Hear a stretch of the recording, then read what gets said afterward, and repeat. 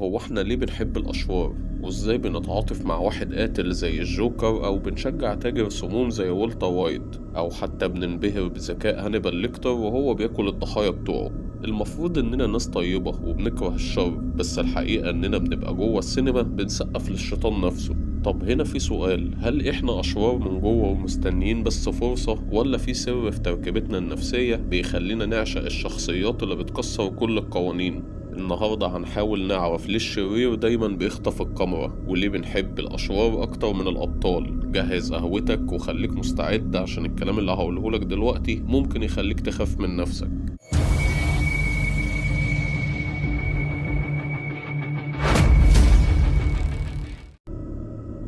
عارفين ايه اللي بيشدنا للشرير؟ اننا بنشوف فيه الحقيقة اللي بنخاف نقولها لنفسنا في المراية. في واحد كده كان اسمه كارل يونج، عنده نظرية عبقرية بتقول ان كل واحد فينا عنده حاجة اسمها الظل، والظل ده مش هو الشر بالمعنى اللي بنفهمه، وهو ببساطة كل حاجة انت بتكبتها في نفسك عشان المجتمع يبقى راضي عنك. يعني مثلا انت بتكتم الغضب بتاعك عشان تبان حلو ومحترم، وفي نفس الوقت ممكن تكبت الأنانية بتاعتك عشان تبان مضحي، او تكبت جبروتك عشان تبان مسالم. وهنا بقى بتيجي لعبة السينما، لما بيظهر قدامك شرير زي الجوكر أو ثانوس أو حتى بين في باتمان، وقتها انت مش بتشوف مجرم، انت بتشوف ضلك وهو ماشي على رجلين. الشرير هو الشخص اللي مقطع بطاقته مع المجتمع كله، والشخص اللي ما بيعتذرش عن سواده. انت بتحبه لانك بتحسده، بس مش بتحسده عشان قتله للناس طبعا، لكن بتحسده عشان حرية التعبير عن النفس. الشرير ده عمل تصالح مع نفسه وسابه للدنيا، وانت لسه حابس الوحش بتاعك وقافل عليه ب100 قفل. عشان كده لما الشرير بينتصر في مشهد، في حتة جواك كده بتفرح غصب عنك. احنا مش بنحب الأشرار عشان احنا وحشين، احنا بنحبهم عشان هم كاملين، ورونا السواد والبياض مع بعض في الوقت اللي احنا فيه، مستمرين في تمثيل دور الملايكة اللي بياكلوا في بعض من جوه.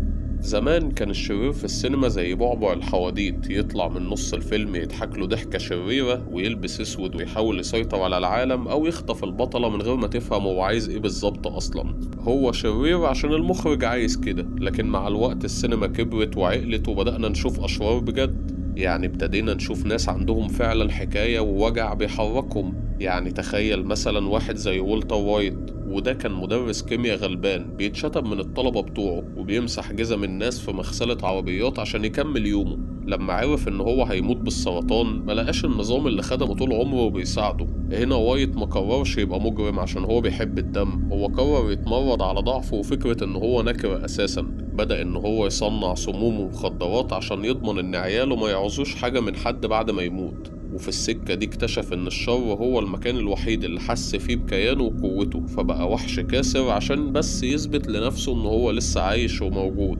وفي زاوية تانية من العالم تلاقي واحد زي الجوكر مثلا، ده مش مجرم عايز يسرق بنك، ده انسان المجتمع فرمه.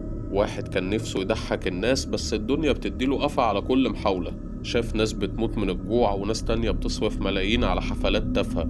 الجوكر ده بقى هو الشخص اللي انفجر في وشنا كلنا. هو ما بيقتلش عشان الفلوس، هو بيولع في الدنيا عشان يقول لنا بصوا النظام اللي انتوا فرحانين بيه ده هش وضعيف، واول ما الدنيا تضلم كلكم هتاكلوا في بعض زي.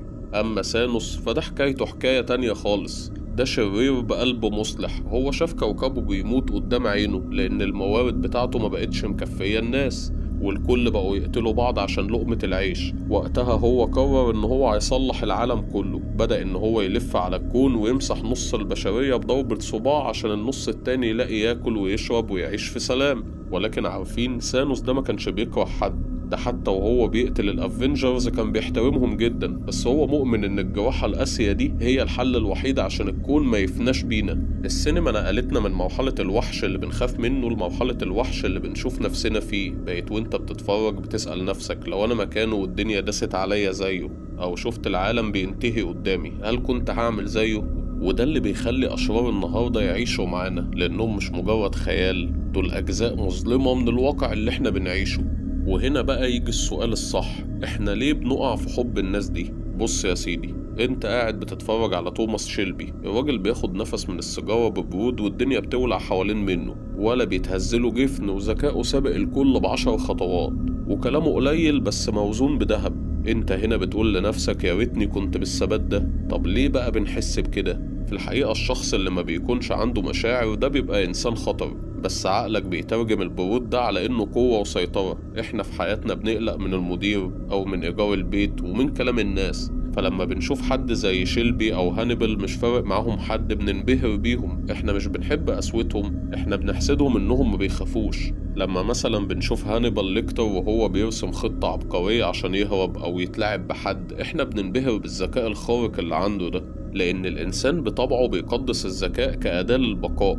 لما الشخصية دي تستخدم ذكائها عشان تغلب النظام أو تنتقم، بنحس إحنا بنوع من النشوة، كأننا إحنا اللي كسبنا اللعبة دي معاه. الشخصيات دي بيبقى عندها ثقة في نفسها لدرجة الغرور، اللي هو أنا أحسن واحد، أنا اللي بحط القواعد. الثقة دي بتعمل هالة كده، بنشوفهم كأنهم أبطال بس في نسخة ضلمة شوية. وفي حاجة كده في علم النفس اسمها المحاكاة الآمنة، ودي هبسطها لك خالص. تخيل إنك واقف قدام قفص فيه أسد مفترس، وإنت بتبص في عينيه بتركيز ومعجب بعضلاته وقوته والحركات اللي بيعملها. بس في سؤال مهم، هو أنت ليه مش خايف وإنت واقف قدامه؟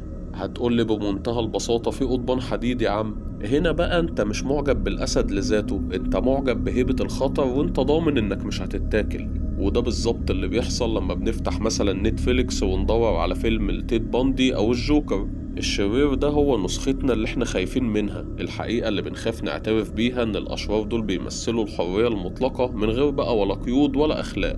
احنا بنحب نتفرج عليهم عشان بنشوف فيهم الجانب المظلم اللي جوانا، بس ده متحرر بقى من غير ما حد يحاسبه.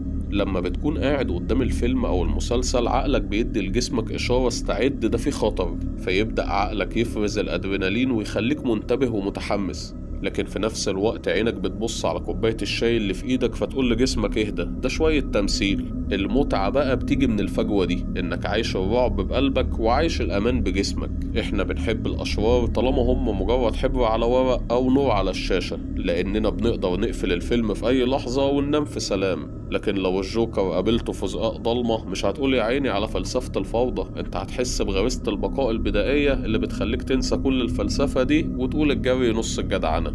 الحقيقة احنا بنعشق الأشرار كفن وبنكرههم كفعل. بنحبهم طول ما هم تحت السيطرة في إطار معين، لكن لو خرجوا من الإطار ده بيتحول الإعجاب لرعب. أنا محمد وحكيت لكم الحكاية زي ما هي، ومستني أسمع رأيكم في التعليقات ومين هو الشرير المفضل ليكم. وتفتكر لو قابلت الشرير اللي بتحبه في الحقيقة هتكون مبسوط؟